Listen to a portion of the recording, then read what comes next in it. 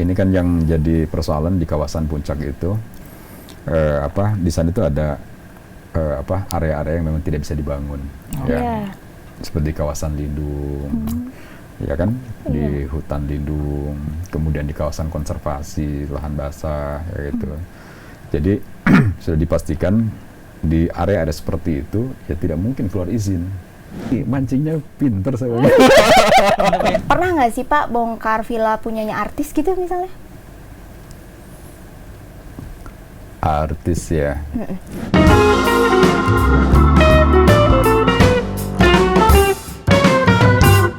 Tribuners, balik lagi di Ngobrol Bogor bersama saya Rizky dan rekan saya Vivi Febrianti. Ki, gimana nih jadi viral? Kemarin kan video kita sama Kang Agustiansyah banyak jadi meme tuh Ki di sosial media. Biasa aja sih Teh. Oke, biasa Kalau gue aja. sih karena udah viral dari lahir Teh biasanya. Oh, viral dari lahir? Gimana tuh viralnya? Ya banyak yang minta foto. Oh, fans lu? Bukan pengantar paket. Baik. Siap. Oke. Bukan yang kemarin kan Ngobrol Bogor sama Satpol PP kan. Kita jadi viral nih. Tadi yang Teh Vivi bilang, gimana kalau kita ajak lagi nih Satpol PP ke sini Teh Vivi? Boleh, biar makin viral lagi kali kita ya Ki ya. Amin sih. Oke. Tapi Ki, Satpol PP yang satu ini lebih kebapaan Ki daripada yang kemarin. Kita langsung kenalin aja ya, Kak Satpol PP Kabupaten Bogor, Bapak Agus Rido. Selamat sore, Pak Rido. Selamat sore. Sore, Pak Rido. Sore. Gimana kabarnya, Pak? Baik. Alhamdulillah baik. Alhamdulillah baik. Siap. Lagi sibuk apa sih nih Pak sekarang? Ya masih sekitar penanganan COVID ya. Masih gitu. penanganan COVID. Masih. Selain itu apa lagi Pak? Ya biasa. Kalau Pol PP kan tugasnya tidak jauh dari penegakan perda, menjaga ketertiban umum, perlindungan masyarakat, ya. Sekitar itu aja. Oke. Ya. Jadi yang jelas Pol PP jarang seminar ya. Lapangan terus ya Pak. Jarang rapat. Jarang rapat. Pasti di lapangan. Siap. Banyaknya kan seperti itu. Pak, awal bulan Desember kemarin kan Satpol PP Kabupaten Bogor ada giat ya Pak di Puncak. Ceritain dong Pak soal pembongkaran villa di Puncak kemarin. Oh iya. Ya memang itu salah satu bagian dari program Kementerian ATR ya. Kalau yang kemarin ya kita menertibkan beberapa bangunan yang ada di sepadan sungai, Sungai Ciliwung, yang tentunya itu bagian daripada pengembalian fungsi. Dan memang eksekusinya ya ada di Pol PP, ya. Dan kita sudah lakukan kemarin itu ada berapa 3 titik ya, 3 titik. Dan sebetulnya masih ada beberapa titik yang harus kita tertibkan ya. Oke. Pak, kalau berbicara pembongkaran villa kemarin, itu penyebabnya apa sih Pak? Dan kalau bisa ditanyakan lagi, mereka tuh menyalahkan aturan yang mana Pak? Gitu. Yang jelas kan itu sepadan, ya, sepadan sungai yang memang dia tidak bisa keluar izin, ya, sehingga ketika kita melakukan pendataan terhadap bangunan-bangunan yang ada di saluran sungai, ya, pinggir sungai, ya banyak sekali bangunan-bangunan yang tidak berizin. Dan kebetulan dari Kementerian ATR, ya, dan juga dari PUPR pusat, ya gitu, mereka memiliki program itu. Dan itu sudah lama, pendataannya juga sudah lama, ya gitu, yang kita persiapkan, ya seperti itu. Alhamdulillah kemarin juga kan para pemilik bangunannya juga kondusif ya. Mereka kooperatif, mereka juga menyadari bahwa bangunan-bangunan tersebut memang menyalahi aturan, dan mereka juga berjanji untuk nanti dikembalikan kepada fungsi ya, pada fungsi untuk dihijaukan, ya seperti itu. Ya. Kalau untuk tahapan penindakan yang dilakukan Satpol PP sampai akhirnya villa-villa itu disegel, apa aja sih Pak tahapannya? Ya tahapannya kita menggunakan Perda Tibum. Ya, di dalam Perda itu kan sudah diatur tahapannya. Jadi sebelum kita lakukan tahapan, tentunya ada kajian dari dinas teknis, yaitu dari dinas bangunan atau sekarang DPKPP. Mereka melakukan teguran-teguran dulu terhadap bangunan-bangunan tersebut, ya. Kemudian setelah itu dilimpahkan ke kita. Setelah itu baru kita lakukan tahapan yang diatur oleh Perda kita, ya, yaitu dari mulai SP1, SP2, SP3. Setelah itu baru kita lakukan tindakan, ya, seperti itu. Kalau dalam pembongkaran itu kan biasanya ada yang ini ya, nggak terima gitu, namanya warga kan, rumahnya dibongkar pasti nggak terima. Nah, biasanya kalau mereka melakukan perlawanan dari pihak Bapak nih, melakukan apa nih, Pak? Ya kan begini, jadi ada kalanya ketika kita penertiban bangunan tanpa izin, ada saja yang mereka tidak terima. Tapi sepanjang ya sekarang ini kita melakukan penertiban terhadap bangunan-bangunan itu, hampir rata-rata mereka menyadari, ya. Kenapa? Karena kan sebelumnya juga kita sosialisasi, kemudian juga kita melakukan pendekatan. Ya intinya ketika memang mereka sudah terima, ya kita jalan, ya. Tapi ketika memang mereka tidak terima, sebetulnya kan ada salurannya, ya. Dan selama ini juga ketika kita melakukan penertiban villa di Puncak yang tahun dulu, yang lalu-lalu lah, ya, gitu. Ya memang mereka ada semacam perlawanan, ya, seperti itu. Ya tentunya dalam hal ini kalau sudah seperti itu, artinya kan sosialisasi sudah dilakukan, pendekatan sudah dilakukan. Tapi ketika pas waktunya memang mereka masih tetap juga tidak terima, ya mau nggak mau kita kan juga sebagai penegak hukum, ya penegak aturan yang menjalankan undang-undang, ya kita harus jalan juga. Makanya dalam ini itulah perlunya koordinasi dengan TNI, Polri, kayak gitu, untuk membackup kegiatan kita. Ya kita kan pernah dihadang sampai oleh 200 orang, kayak gitu, menghadang ya kalau yang puluhan sih sering, ya, gitu. Ini ratusan gitu, Pak. Ya, ini sudah kalau udah besar seperti itu, ya kita juga pasti berkoordinasi dengan aparat TNI Polri, karena setiap tindakan kita juga selalu kita di backup, ya, di backup, dan kita ada tahapan-tahapan, ada rapat koordinasi dulu, mapping terus seperti apa nanti CW-nya, ya, cara bertindaknya, sehingga semua bisa berjalan lah, ya, gitu. Ki, gue mau nanya hil-hil yang penting nih semi Igis. Aduh, jangan nggak ada ngerti. Oke. Coba yang benar, coba ulang-ulang. Gue mau nanya hal yang penting nih sama Bapak. Gitu. Iya, Ngomongin villa nih ya, Pak, ya. Tentu yang punya kan bukan orang yang ekonominya rendah, ya, Pak, ya. Pasti orang yang berada. Pernah nggak sih, Pak, bongkar villa punyanya artis gitu misalnya? Artis, ya. Duh, kita udah atau udah pejabat banyak, ya. Siapa gitu, Pak? Yang jelas inilah prinsipnya. Kalau villa itu pasti rumah kedua, kan? Iya. Rumah untuk istirahat, ya. Jadi kalau sudah dipastikan bahwa ketika orang punya villa, pasti ya mereka orang punya mampu, ya, punya kemampuan.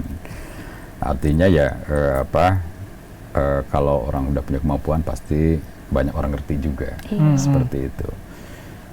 Ya kalau siapa yang punya, ya cari aja sendiri. Saya nggak akan bilang. Tapi pernah dong berarti, ya, Pak? Ya banyak. Ya. Oke. Pak, tapi misalkan ketika ada penindakan dan ternyata ditemuin itu rumah, katakanlah ini ya, misalnya pejabat gitu. Nah itu pihak Pak Ridho nih ngelakuinnya bakal gimana, Pak? Apa tetap jalan terus go ahead atau gimana nih biasanya nih? Justru kalau pemiliknya adalah orang-orang ngerti, mereka lebih paham, ya, lebih paham. Jadi artinya ketika kita sampaikan bahwa ya memang ini ada program, kita beri pengertian lebih mudah, ya kan? Dan mereka biasanya kalau tidak terima juga polanya adalah melakukan gugatan, gitu. ya kan? Ya artinya kan mereka punya pengertian ya, dia paham kalau apa ini kan hukum administrasi, ya.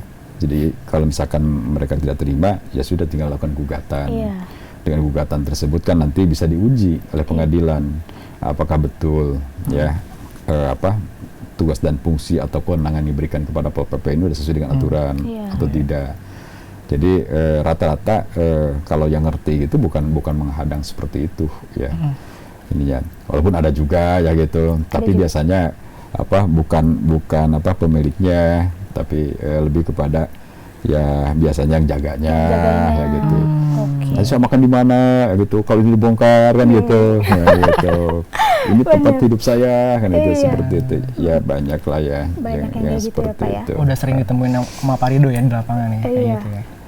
Ya gimana, tugasnya kan memang begitu ya. Iya, udah sering Berarti hari. tegas juga ya Ki ya Bapak ini. Tapi yang pasti Pak, tegas. Oh iya, tegas dong. Saya bukan tegas, yang tegas itu undang-undangnya, aturannya, ya kan, peraturannya. Bapak bukan berarti saya. menegakkannya juga dengan tegas tentunya ya Pak ya. Ya, itu mah tinggal penilaian. Biar orang lain yang menilai Pak ya. Tapi kan Pak dengan keputusan, dengan ketegasan Bapak itu tentu ada konsekuensinya ya Pak ya. Pernah nggak sih Pak dapat diskriminasi gitu misalnya sama pemilik villa yang mungkin pejabat atau siapa gitu, diancam gitu, gimana Pak? Pernah nggak Pak? Enggak, selama ini kita justru saya katakan bahwa rata-rata orang-orang yang seperti itu tuh dia ngerti ya. Mereka malah lebih mengerti Ya, ya lebih Pak. mengerti. Apalagi kalau programnya program nasional gitu. Kayak dulu kan kita laksanakan pembongkaran itu memang pada saat itu Jakarta lagi kerendam kan ya gitu. Dalam kondisi seperti itu ya memang mereka juga paham ya. Aspek persoalan ini kan sebetulnya begini ya. Ini kan yang jadi persoalan di kawasan Puncak itu di sana itu ada area-area yang memang tidak bisa dibangun ya. Seperti kawasan lindung ya kan, di hutan lindung, kemudian di kawasan konservasi lahan basah ya gitu. Jadi sudah dipastikan di area-area seperti itu ya tidak mungkin keluar izin. Iya kan? Iya betul. Nah ini, tapi memang di lahan-lahan seperti itu pasti view-nya bagus. Bener banget. Iya kan? Bener-bener. Asik Kita gitu kalau kan. liburan ke Puncak juga nyari view Pak. Iya makanya. Buat Tapi foto-foto. itu justru rata-rata kan posisinya posisi memang di lahan yang tidak diperbolehkan gitu. Nah, ini kan di sini ada dua ya. Ada bangli, ada bangunan tanpa izin. Oh iya. Kalau bangli ini bangunan liar, saya katakan ya singkat bangli lah ya gitu lebih mudahnya. Bangli ini adalah bangunan yang berdiri di atas tanah negara ya. Itu tanah negara, tanah garapan ya. Saya bilang liar tuh. Kenapa? Karena tanahnya statusnya masih tanah negara kan? Iya. Nah, kalau bangunan yang berdiri di atas tanah milik ya kan, tapi tanpa izin, yaitu bangunan tanpa izin lah ya gitu, pelanggaran izinnya gitu. Seperti itu. Itu selain bangli, bangunan liar ada lagi Pak, singkatannya Pak, Bangtut. Bangtut. Bangunan tak patut Pak. Oh iya Pak. Bisa. Benar. Bisa aja risihnya Pak ya. Iya. Tribuners, ya kita bisa menilai sendiri kan bagaimana ketegasan dari sosok Pak Rido ini. Betul. Bisa dilihat juga dari suaranya yang gentleman sekali Pak ya. Banget Ki. Pasti nurut itu Pak, kalau disuruh ini, wah suaranya Pak Rido nih udah terkenal banget. Segen ya. Langsung ya Pak ya. Sama aja. Ini bisa dibilang juga Pak Rido punya ini apa ya, karir yang terbilang moncer. Pak Rido juga ini nih, boleh dong diceritain sedikit Pak, rekam jejak perjalanan dan perjuangan dari Pak Rido dari 0 sampai sekarang ini Pak. Gimana Pak? Nyeritain apa? Jejak karir Bapak. Jejak karir Bapak dari 0 sampai sekarang Pak. Oh gitu, waduh. Biar jadi inspirasi juga buat yang nonton, ya kan? Nanti banyak yang tahu lagi. Ya, justru itu Pak. Yang jelas saya ini orang kampung ya. Oke. Dari kampung mana nih Pak? Saya ini dari Cimbulang ya, Bogor Barat. Asli ya. Bogor Asli berarti. Bogor ya, Pak? Bogor, saya asli Bogor. Ya. Jadi artinya saya orang kampung yang memang sekolahnya dulu juga di kampung ya. Yang jelas saya sampai hari ini dari kelas 4 SD sampai sekarang saya pramuka. Wih, Ya. sekarang nih Pak. Sampai sekarang. Dan sekarang saya ketua Kuarcap Kabupaten Bogor. Ya. Mantap Jadi, ya Ki. Keren. Ya, salah satu yang menghantarkan saya juga masuk di pemerintah daerah gitu. Ya memang dulu karena saya aktif di Pramuka ini? Pramuka Oh, ya, di gitu. organisasi. Jadi ya ini mungkin motivasi lah ya buat adik-adik yang sekarang lagi aktif di Pramuka, di organisasi, bahwa ternyata berorganisasi itu banyak manfaatnya. Ya, banyak manfaatnya. Kenapa? Saya dulu ketika kelas 4 itu nakal ya gitu, nggak mau sekolah ya gitu. Nggak mau Wajar sekolah ya gitu. Pak ya. Hah? Wajar lah. Kelas 4 Wajar nakal. ya gitu. Tapi kelas 4 waktu itu saya ceritanya jadi nggak enak juga ya. Nggak apa-apa Pak. Eksklusif di sini ya Ki. Iya benar. Ya, Jadi jadi pelajaran juga ntar. jadi saya dulu waktu kan kebetulan orang tua saya punya sekolah ya gitu. Iya. Dari mulai MI, MT, SMA ya gitu. Nah, saya waktu SD tuh kelas 4 sempat tertinggal gitu ya. Iya. Kalau zaman sekarang mungkin tidak naik kelas ya Oh gitu. gitu. Nah, gitu. Siap. Nah, kemudian ada pramuka tuh, saya ikut-ikutan, ikut latihan. Ternyata setelah itu saya dididik, dimotivasi oleh pembina saya, sampai akhirnya saya aktif ya. Sampai akhirnya yang tadinya tertinggal jadi juara 7 kayak gitu. Yes. Iya. Juara 7 ya itu pas lulus ya gitu, Iya. lulus SD ya waktu Iya. itu. Jadi saya masih ingat sampai sekarang. Makanya saya nggak pernah mau melupakan organisasi pramuka ini, Iya. karena semacam menyelamatkan saya ya gitu. Iya. Dan dari basic situ saya pramuka. Makanya saya pramuka dari mulai pengurus kabupaten, terus pengurus kecamatan, kabupaten, terus pengurus Jawa Barat ya gitu. Saya pengurus nasional ya gitu, dan sekarang di Ketua Kuarcap Kabupaten Bogor. Karena itu memang proses yang sangat panjang gitu ya yang saya ikuti. Dan dari situ saya banyak akhirnya setelah punya basic di pramuka, saya pernah jadi ketua KNPI ya kan. Iya. Saya jadi ketua Perkumpulan Guru Madrasah Indonesia ya, PGM Indonesia tingkat nasional. Tingkat nasional Pak. Ya, tingkat Luar itu biasa. yang Mantap. jadi itu semua adalah memang kita dulu berproses ya. Iya. Kalau di birokrat ya saya jelaskan tadi bahwa saya memang banyak sambil bekerja juga sambil saya di organisasi. Iya. Karena memang itu yang hobi ya, hobi. Emang hobi. Iya, hobi. sampai Hobinya sekarang. berorganisasi ya Pak. Organisasi. Apa aja tuh Pak selain pramuka?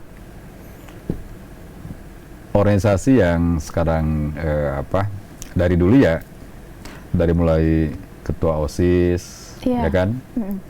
SMP, SMA pasti ketua OSIS. Pasti, ya gitu. selalu jadi Itu ketua OSIS. OSIS ya gitu. Tetap. Ketua Senat Mahasiswa ya gitu. Iya. Dan selalu 2 periode. Oh gitu Pak. Widih. Ketua OSIS Yang 2 suka periode. nih. Ketua Yang OSIS suka nih. 2 periode ya gitu. Baik Iya. SMP maupun SMA ya gitu. Iya. Terus ketua Senat Mahasiswa juga 2 periode. 2 periode ya gitu. juga. Lucu ya waktu itu. Nah, itu kalau ganti 1 periode ya gitu. Iya. Ya mungkin dalam hal ini kita karena suka ya, Iya. suka di organisasi seperti itu. Oke, Tribuners, kerja udah, organisasi dari Parido juga udah. Mantep juga lagi Ki Iya. organisasinya. Ada yang belum nih Parido kita bahas. Suka Apa tuh? olahraga gak Parido? Olahraga, suka gak? Suka nggak Pak olahraga? Hobi saya tuh 2, Iya. Apa tuh? organisasi dan olahraga. Oh berarti 2, bukan Oh. kedoang. Ya, Olahraganya apa tuh Pak? saya fitness. Fitness. Widih, ketara sih Pak. Wah, Saya fitness tuh udah 32 tahun. 32 tahun Pak. Ya, Rutin saya sekarang tuh, sudah Pak, rutin, Pak? rutin. Terjaga pantasan badannya ya Ki ya. Jadi jam 5 pagi itu saya fitness sampai jam 6. Kadang-kadang jam 6:30 Iya. itu saya rutinkan. Jadi karena ternyata ya memang karena sudah rutin ketagihan. Oh, Jadi kalau 1 hari aja kita nggak olahraga itu badan tuh nggak enak. nagih ya Oh, gitu. oke. Nagih. Jadi makanya kalau saya jam 5 pagi pasti udah di tempat nge-gym. Gitu, seperti itu. Pak, kan kalau nge-gym kan biasanya ada makanan khusus tuh Pak, khusus Pak. Ya kan?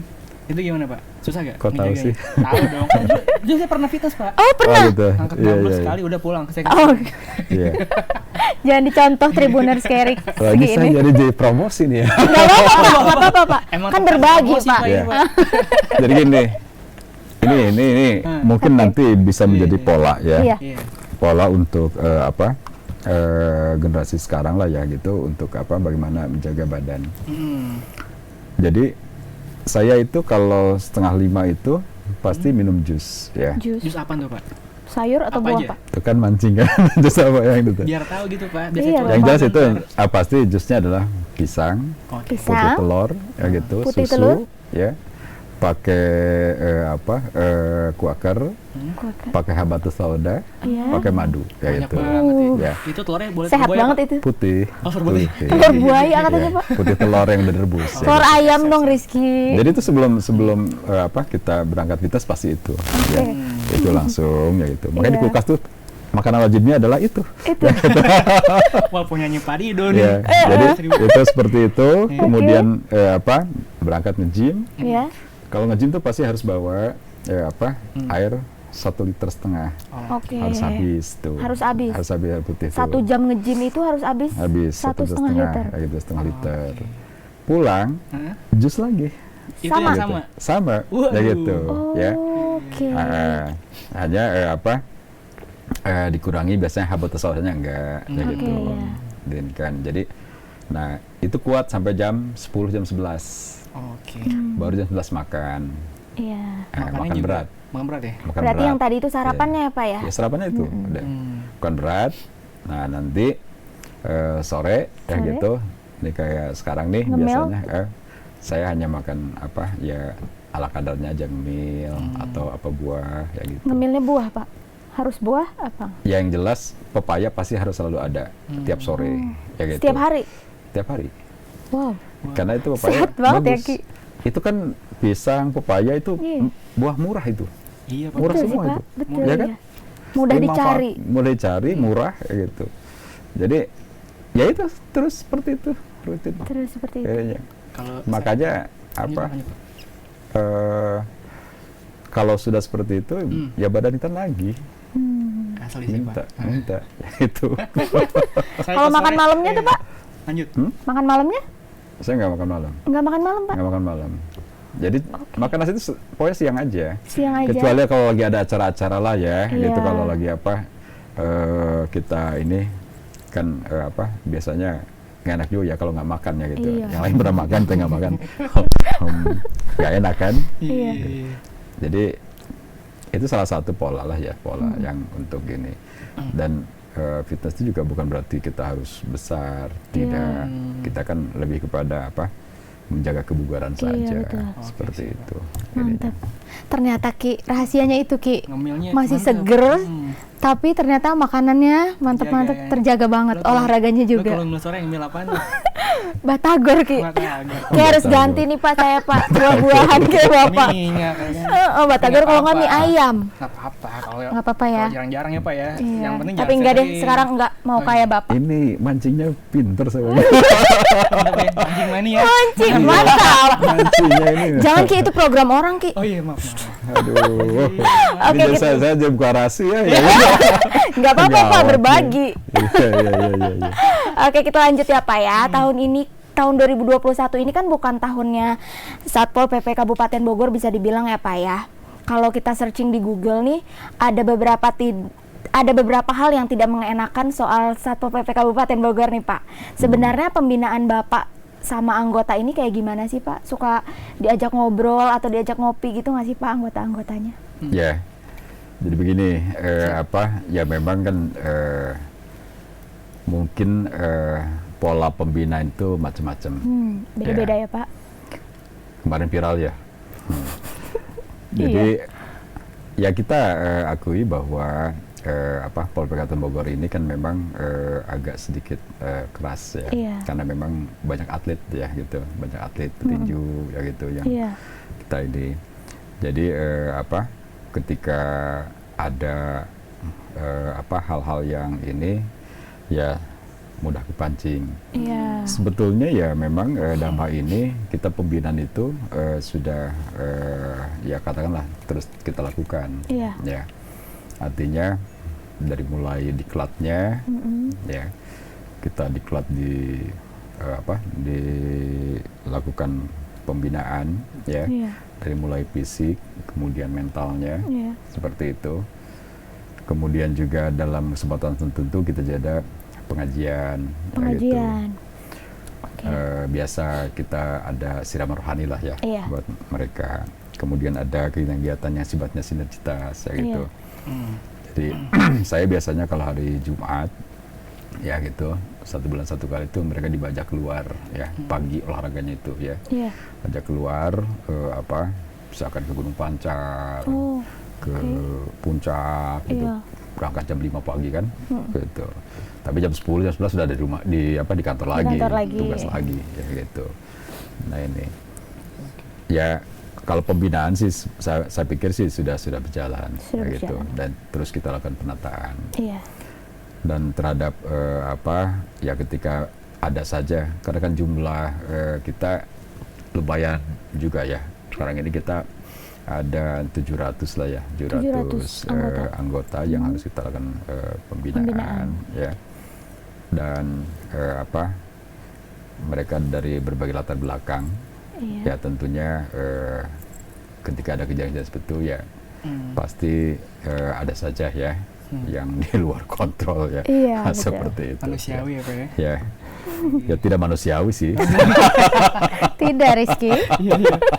Tidak baik juga kan? Tidak baik. Tribuners, Pak Rido juga ini. Kita jarang nangani PKL sih. Jarang ya Pak ya? Jarang. Itu biasa bongkar. Nggak ditangani kita tapi dibongkar. Banyak kabupaten kota yang belajar ke kita untuk belajar bongkar. Iya. Ya. Karena kan di Indonesia ini dari dulu yang banyak sekali melakukan penertiban villa hanya di Bogor, di Kabupaten Bogor. Iya. Kita udah ribuan loh bongkar villa itu. Karena tadi yang Bapak bilang ya banyak bangli ya, bangunan liar ya Pak ya. Iya, karena kita banyak sekali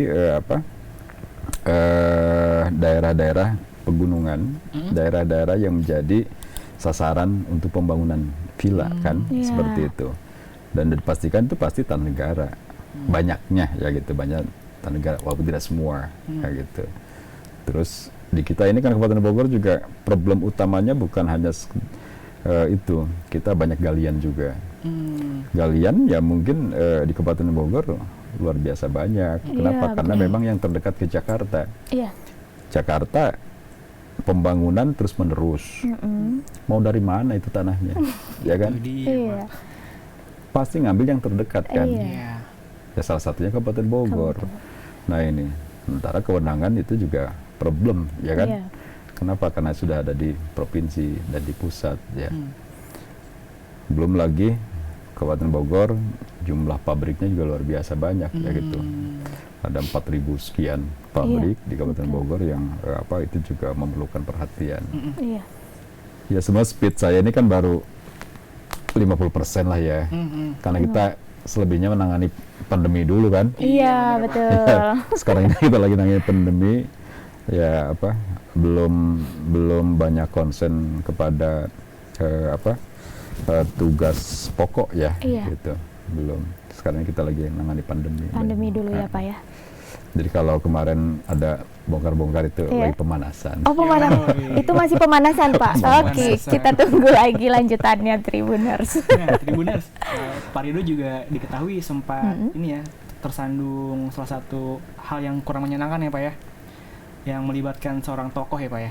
Jadi ini mungkin pertanyaannya jadi pengalaman baru ya Pak ya buat Pak Rido duduk di persidangan sebagai saksi saat itu Pak. Monggo Pak bisa dijelaskan Pak gimana Pak saat itu Pak? Ya, saya sejujurnya bahwa itu adalah pengalaman ya buat saya ya gitu, dalam arti dalam menjalankan tugas ya, dan tugas.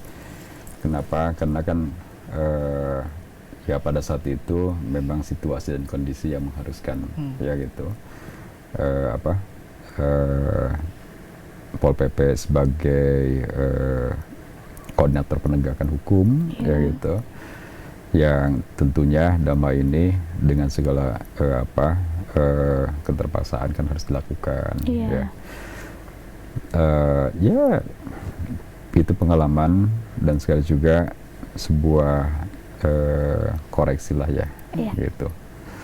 Artinya pada saat itu saya sangat bagaimana menyeimbangkan lah ya, menyeimbangkan antara kepentingan tugas dengan kepentingan keumatan, ya kan, seperti itu. Betul, Pak.